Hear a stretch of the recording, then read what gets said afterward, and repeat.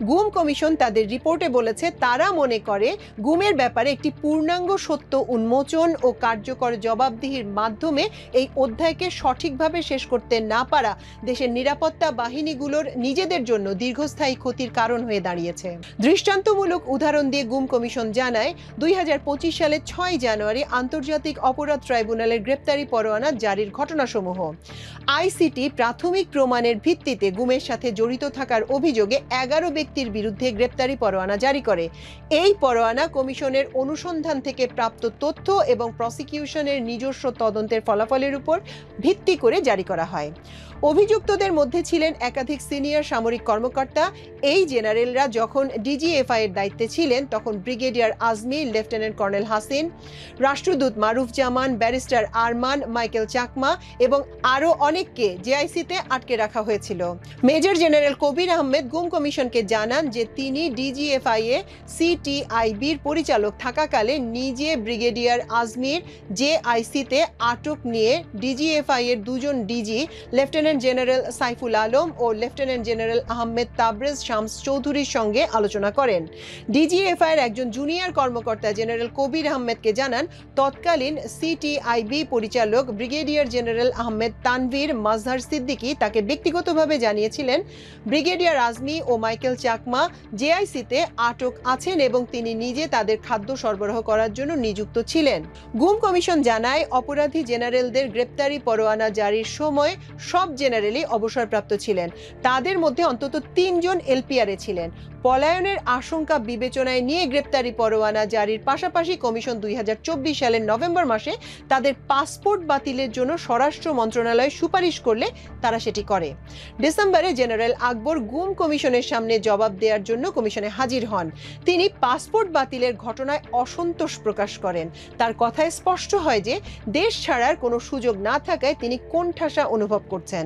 তিনি কমিশনের সামনে দুবার উপস্থিত হন। গ্রেপ্তারি পরোয়ানা জারির আগে অনেকেই ঢাকা ক্যান্টনমেন্টে অবস্থান করছিলেন।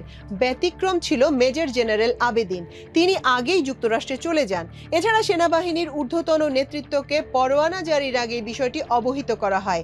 তা সত্ত্বেও পরোয়ানা কার্যকর হয়নি। 2025 সালের মে মাসে কমিশন মেজর জেনারেল হামিদকে সমন জারি করে। 21 মে 2025 সেনা সদর দপ্তর কমিশনকে জানায় যে একাধিকবার যোগাযোগ করার চেষ্টা করেও সংশ্লিষ্ট ব্যক্তিদের ফোনে পাওয়া যায়নি এবং তাদের বর্তমান অবস্থান অজানা। সেনাবাহিনীর এই স্বীকারোক্তি এবং গ্রেপ্তারি পরোয়ানা দীর্ঘ সময়ও কার্যকর না হওয়ায় এটা ইঙ্গিত দেয় যে অভিযুক্ত ব্যক্তিরা পালিয়ে গেছেন। যেসব ব্যক্তি 2025 সালের জানুয়ারিতে দেশের ভেতরে ছিলেন এবং নিরাপদ ও সুপরিচিত স্থান অর্থাৎ ক্যান্টনমেন্টে অবস্থান করছিলেন তারা এখন গুমের বিচার প্রক্রিয়ার আওতায় নেই। এটা উদ্বেগের বিষয় যে তাদের পাসপোর্ট আগেই বাতিল হয়, তাদের বিদেশ যাত্রায় নিষেধাজ্ঞা জারি হয় এবং সেনাবাহিনীর ঊর্ধ্বতন কর্তৃপক্ষকে পরোয়ানা জারির বিষয়ে আগেই অবহিত করা হয়। এই সিনিয়র কর্মকর্তারা আইন প্রয়োগের সরাসরি আওতায় থাকলেও তাদের পলায়নে বাধা দেওয়া হয়নি। গুম কমিশন থেকে জানা গেছে গুমের যে কাঠামো দীর্ঘদিন ধরে চলমান ছিল তা 3 স্তর পিরামিডের মতো। পিরামিডের শীর্ষে ছিল কৌশলগত স্তর, যেখানে শেখ হাসিনা, জেনারেল তারেক সিদ্দিক, তৎকালীন স্বরাষ্ট্রমন্ত্রী আসাদুজ্জামান খান কামাল এবং অন্যান্য জ্যেষ্ঠ কর্মকর্তা যাদের গুম ও বিচার বহির্ভূত হত্যার আদেশ দেওয়ার ক্ষমতা ছিল। এর নিচের স্তরে ছিল নির্বাহী স্তর, যেখানে ছিল জ্যেষ্ঠ জেনারেল, পুলিশের উচ্চ পদস্থ কর্মকর্তা এবং অন্যান্য নিরাপত্তা সংস্থার শীর্ষ সদস্য। এদের মাধ্যমেই রাজনৈতিক নেতৃত্বের নির্দেশ সরাসরি বাস্তবায়নের পর্যায়ে আসতো এবং এই ব্যক্তিরাই সম্পৃক্ততার সাক্ষ্য দিতে সক্ষম।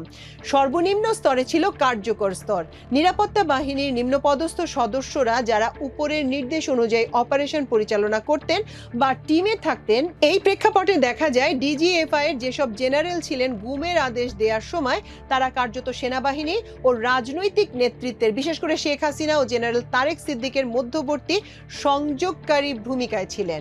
জেনারেল আকবর গুম কমিশনকে জানান যে জেআইসির ভুক্তভোগী হুম্মাম কাদের চৌধুরী বিষয়টি তিনি সরাসরি শেখ হাসিনার সঙ্গে আলোচনা করেন।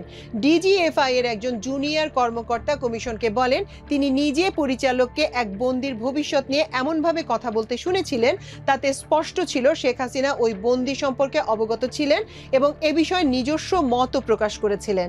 যারা হাসিনার কমান্ড রেসপন্সিবিলিটি প্রমাণ করতে পারত সেই সাক্ষ্যদাতারা পালিয়েছেন।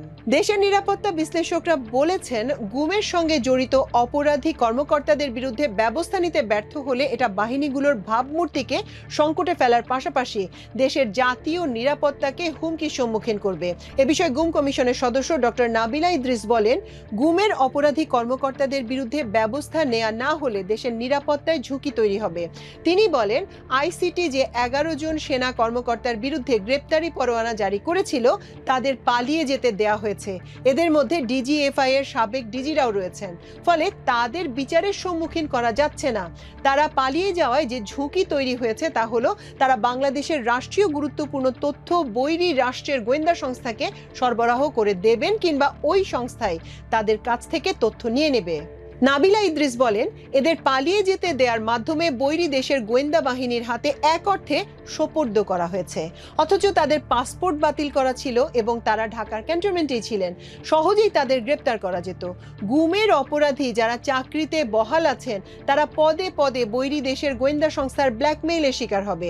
বাঁচার জন্য তারা গুরুত্বপূর্ণ তথ্য পাচার করবে, সেটা সেনাবাহিনী কিংবা অন্য বাহিনীকে ঝুঁকির মধ্যে ফেলবে।